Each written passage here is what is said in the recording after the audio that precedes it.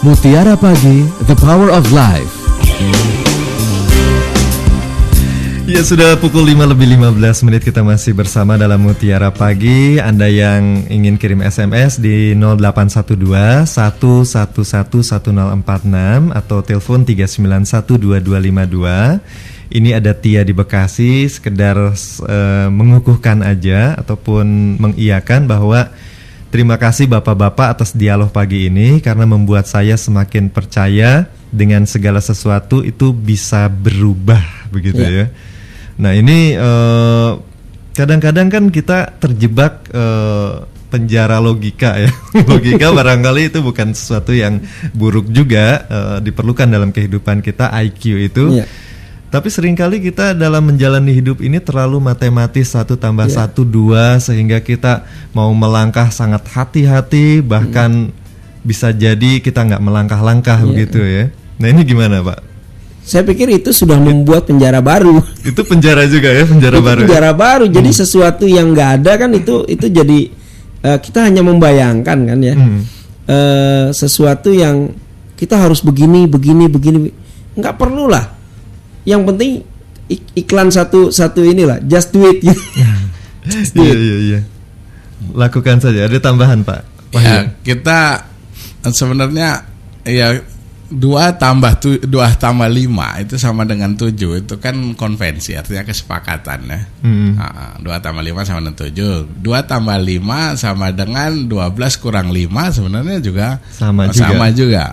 Tapi 2 tambah 5 sama dengan kambing juga nggak salah dalam konteks kemandirian ya. Sejauh itu tidak melanggar ini agama, tidak melanggar aturan, sebenarnya kalau kita ingin menjadi entrepreneur ya 2 tambah 5 tidak harus 7 gitu, karena ada beberapa kebenaran yang harus kita tempuh. Dan untuk itu memang dalam kemandirian, dalam menjadi entrepreneur kita memang harus kreatif.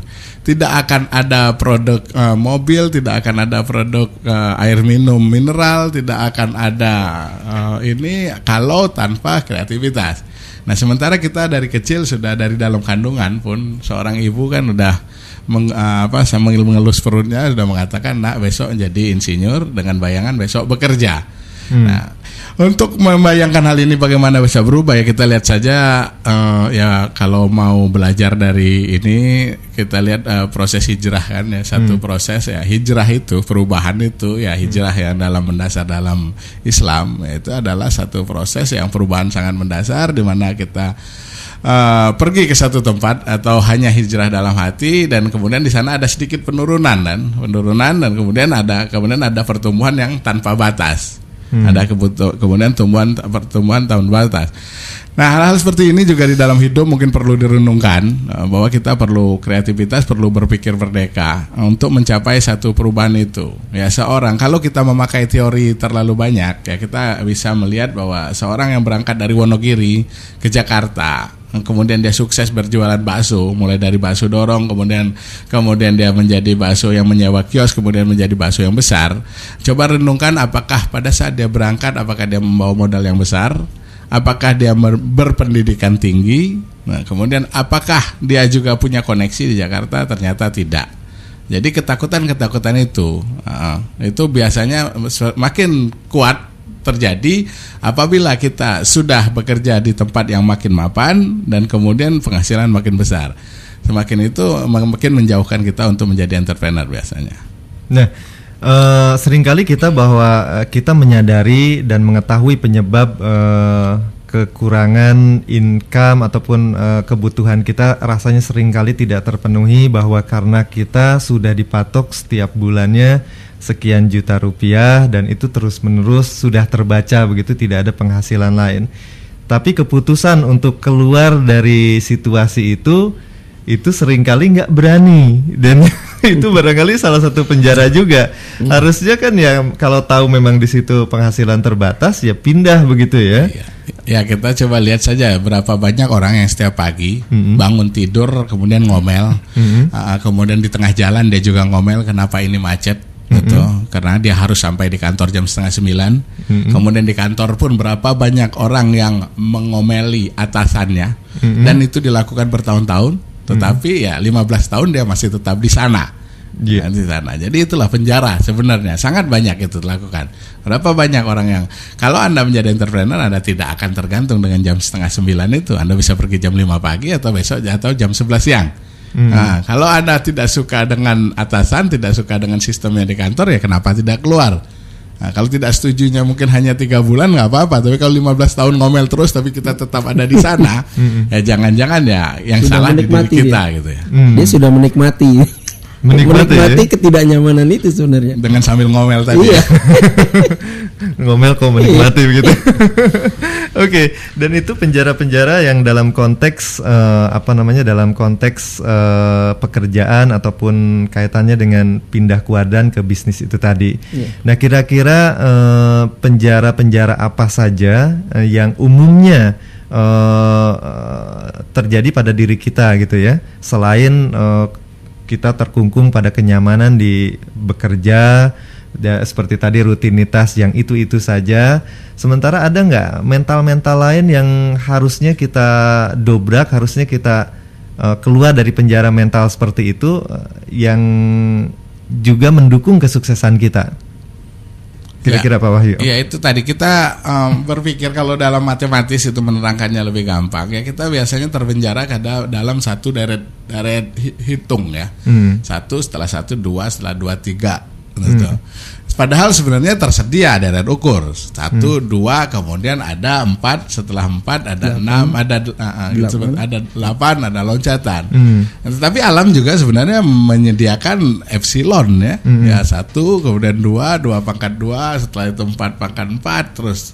Jadi lebih tinggi lagi. Nah, cuma ya memang kita berjalan karena kita berpikirnya aman tadi, dalam satu penjara yang aman kita berpikirnya dalam deret hitung karena itu terukur. Kalau yang lain tidak terukur. Jadi termasuk terukur jatuhnya, terukur turunnya, dan terukur naiknya kalau deret hitung. Sedangkan kalau epsilon itu tidak terukur hasilnya, tetapi juga ada resiko yang membuat kita ketakutan, walaupun sebenarnya resiko itu dalam nisbi. Jadi perubahan-perubahan itu sangat banyak ya yang kita jalani dalam satu rutinitas hidup ini. Apakah kita tinggal di satu lokasi, apakah kita kemudian bertetangga, apakah kemudian kita menyekolahkan anak, kemudian yang lain ya, itu kalau kita ada satu ketidaknyamanan, nah kemudian itu berlangsung dalam waktu cukup panjang, ya kenapa kita tidak mulai berubah berpikirnya ya dibalik. Berpikirnya dibalik ya, bahwa misalnya dalam pendidikan itu ya pemandangan itu bukan cuma 2 buah gunung dengan jalan. Kenapa? Tinta yang ditumpahkan kemudian hitam kelam itu pun pemandangan. Ya, malam hari tidak ada bulan, tidak ada bintang ya kelam, atau masuk dalam satu gua itu pemandangan yang indah, banyak orang mengatakan itu.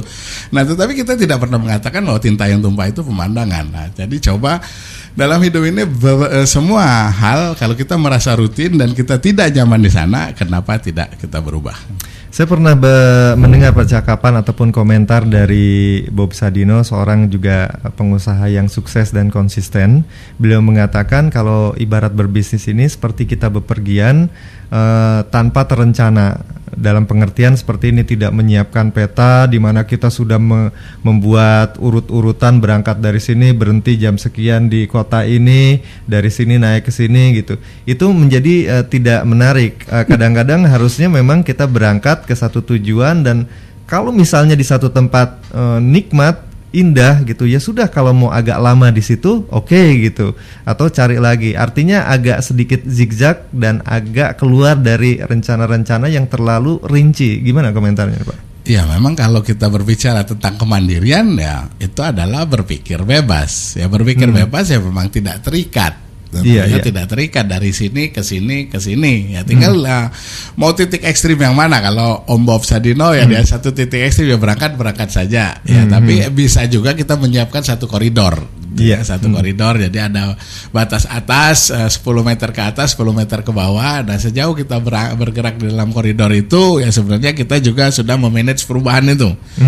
Ya, nah, jadi tetapi harus ada satu keberanian untuk berpikir bebas. Satu keberanian untuk berpikir bebas. Nah, memang berpikir